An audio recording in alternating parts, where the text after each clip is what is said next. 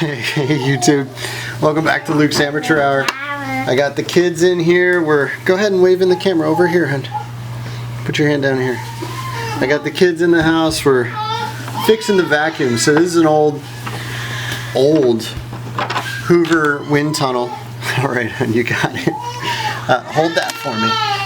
It's an old Hoover Windtunnel, and so the wife told me, set that down. The wife told me that it wasn't working right, so hearkening back to a previous life where I fixed vacuums as part of Best Buy's tech bench crew before they were whatever, yeah, it's pretty simple. I wanted to share the fix, right? You just take off the bottom. All right, hon, we're done. Put that over here. We're gonna grab this, the cover. Just take off the bottom cover. That thing will fall out, whatever. And I already did this, but you're gonna want to get as much of the junk off of this roller as you can, right? And the roller will slide out. It'll probably have a ton of stuff on it. If you're having problems with your vacuum picking stuff up, this will probably be covered in hair. I live with 4 women, so it's always covered in hair. And then the thing that happened with ours, I thought the hair just bounded up, but the belt actually broke. So I went on Amazon, bought a pack. It came with 2 belts and 10 bags or something like that. So all you got to do is get this belt in here. There's a little, I don't know if you can see it. Let's see if I can get a light for you. There's a little bar from the motor.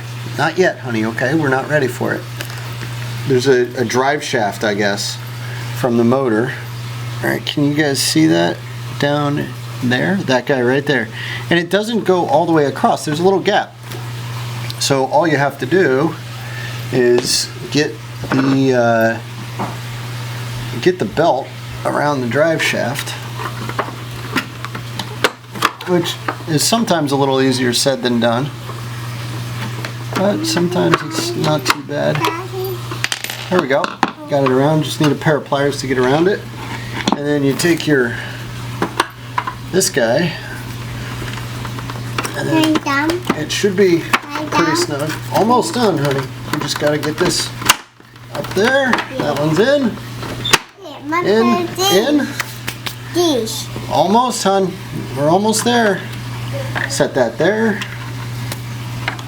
Oh, got some dirt falling out of it.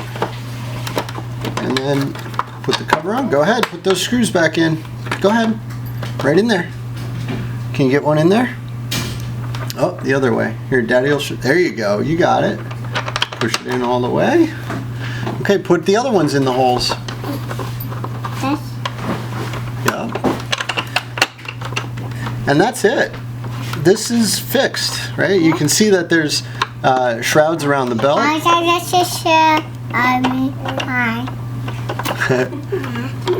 Thanks, honey.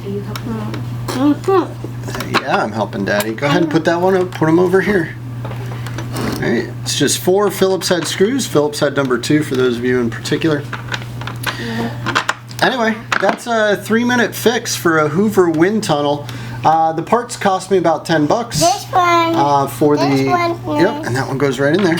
For 2 belts and I think 9 bags, 10 bags, something like that. It was $9.99, and it's Prime, so it was shipped next day if I ordered $35, which I did. And that's it. She runs. She should spin now. It should be a little snug on the spin, but that's what the motor is supposed to do for you. That's it. So if you got a Hoover Windtunnel, or quite frankly any vacuum that's not one of those crazy Dysons or those things, check your spindle. You probably got something stuck on it. I don't know what it's actually called. The thing with the brushes. Check that. Check your belt. Vacuums are pretty simple. If it's not one of those 2 things, your thing might be hosed, but those are the easy ones to check. Thanks for tuning in. My name's Luke. I'm an amateur. Hope this one helped. If you liked it, like, subscribe, comment, blah, blah, blah. Have a good day, YouTube. Say bye. Bye. Bye.